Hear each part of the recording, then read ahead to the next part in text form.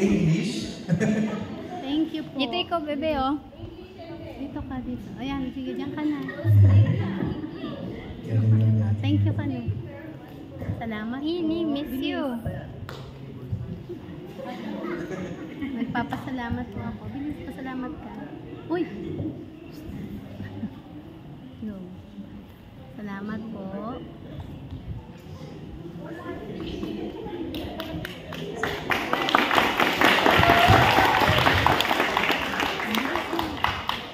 Nagpapasalamat po ako.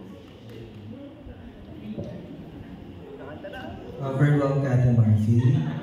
Overwhelmed din na. Parang sobrang saya. Anong gusto mo sabihin? Nagpapasalamat po ako kay God. Bilis. Naisip pa niya.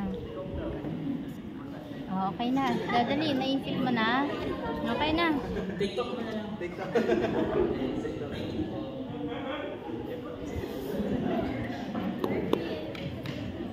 Oh, mag-mic ka na, dali.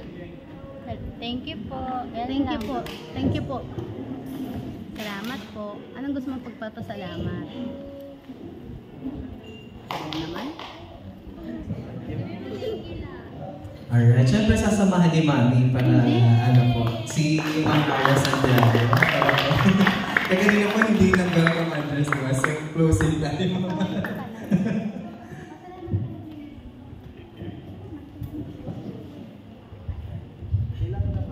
Okay, sige.